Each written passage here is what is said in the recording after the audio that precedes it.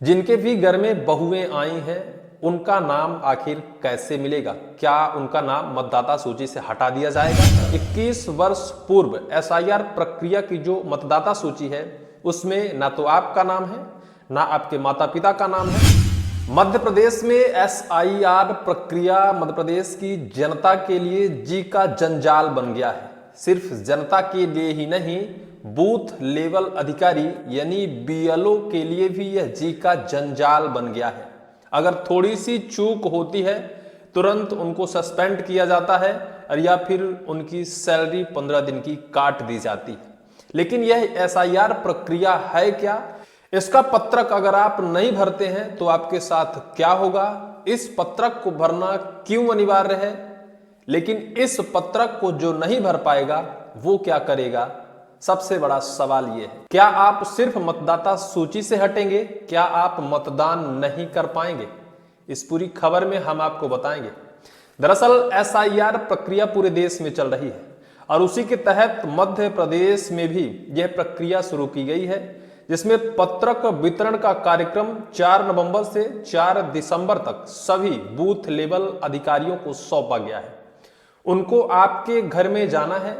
आपके घर में जितने भी 18 वर्ष से अधिक जो लोग मतदान करते हैं उनको एक एक पत्रक देना है और उस पत्रक में जो जानकारी भरनी है वो अत्यंत महत्वपूर्ण है।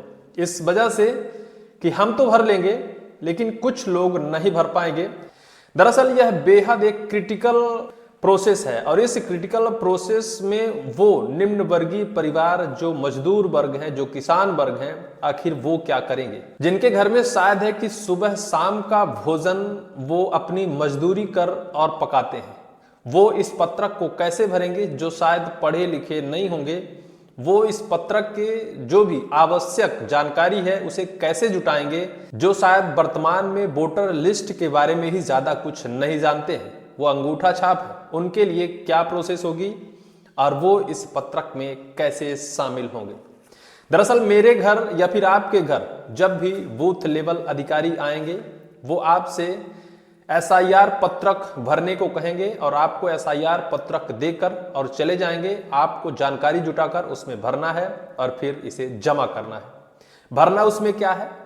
आपकी वर्तमान डेटा जो अगर आप मतदान करते हैं वो डेटा, और दूसरा सन 2002 और 2004 के बीच, इससे पहले यानी 21 वर्ष पहले यह एसआईआर प्रक्रिया हुई थी और उस एसआईआर प्रक्रिया की अंतिम मतदाता सूची प्रकाशित की गई थी।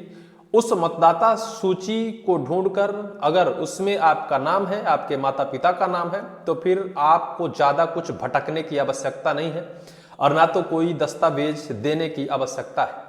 लेकिन अगर 21 वर्ष पूर्व एसआईआर प्रक्रिया की जो मतदाता सूची है उसमें ना तो आपका नाम है ना आपके माता पिता का नाम है और ना तो कोई दस्तावेज मैच कर रहा है, तो फिर आपके लिए क्या है? ऐसे बहुत सारे लोग होंगे जिनके भी घर में बहुएं आई हैं, उनका नाम आखिर कैसे मिलेगा? क्या उनका नाम मतदाता सूची से हटा दिया जाएगा? क्योंकि जो बहुएं जिनके घर में आई हैं वो 2002 और 2004 के बीच जो एसआईआर प्रक्रिया हुई थी वो मतदाता सूची उन्हें ढूंढनी है और उसे ढूंढकर उसमें जो भाग क्रमांक, सरल क्रमांक और जो भी उसका सर्वे क्रमांक है उसे इस 2025-26 की एसआईआर प्रक्रिया की मतदाता गणना जो पत्रक आपको मिला है उसमें भरना है। अगर आप नहीं भर पाएंगे, गवर्नमेंट ने भी अजीब तरीके से यह प्रक्रिया को लाई है।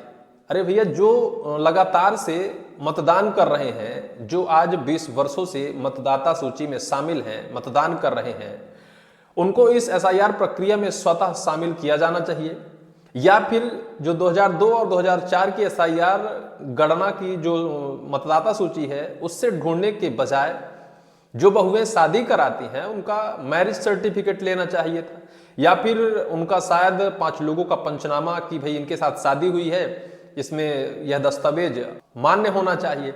लेकिन ऐसा कुछ नहीं है। वास्तव में इतनी जटिल प्रक्रिया कर दी गई है कि कुछ लोग शायद है कि इस मतदाता सूची से वंचित रह जाएंगे।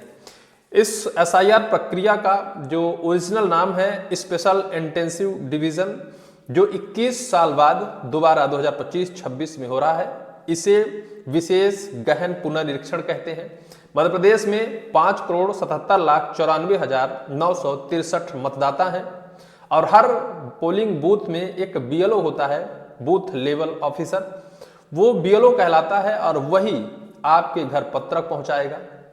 लेकिन सबसे बड़ी दुखद, सबसे बड़ी समस्या उन गरीब मजबूर लोगों की है जिनके घरों में बीएलओ तो अपना एसआईआर पत्रक पहुंचा देगा, लेकिन वो भरेंगे कैसे? वो 2002 और 2004 की एसआईआर गणना की वो मतदाता सूची कहां से ढूंढ कर लाएंगे और उसमें भाग क्रमांक और जो वहां का सरल क्रमांक है उसे कहां से तलाश कर लाएंगे? एक और जटिल प्रक्रिया है कि उस एसआईआर पत्रक में आपको भरना है और अपनी एक फोटो, प्रिंट फोटो चिपकानी है।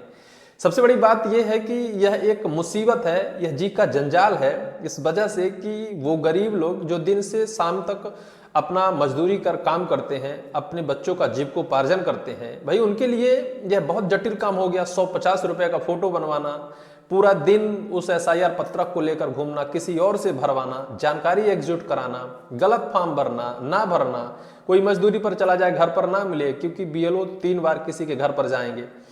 ये बहुत ही जटिल प्रक्रिया है और अगर इसमें आपका नाम नहीं जुड़ पाता है तो आप मतदाता सूची से वंचित हो जाएंगे और फिर आप मतदान भी नहीं कर पाएंगे।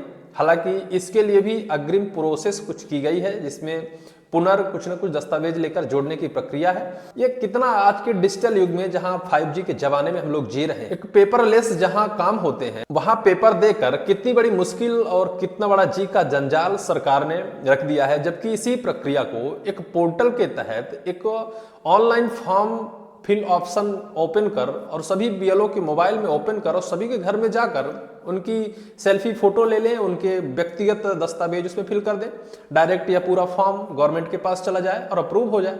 लेकिन यह सारा जो जी का जंजाल बनाया गया है, इसके परिणाम क्या होंगे, अंजाम क्या होंगे? लेकिन वास्तविकता वर्तमान में जनता के साथ साथ वो अधिकारी भी बेहद परेशान है।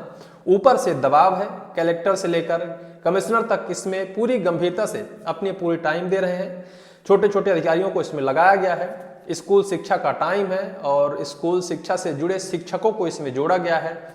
अभी परीक्षा का समय आ रहा है और जो शिक्षक इस बीएलओ के काम में शामिल हैं वो क्या अपना शिक्षण सत्र पूरा कर पाएंगे, क्या बच्चों को शिक्षा दे पाएंगे? देखना ये होगा कि एसआईआर प्रक्रिया में कितने लोगों का नाम जुड़ पाता है।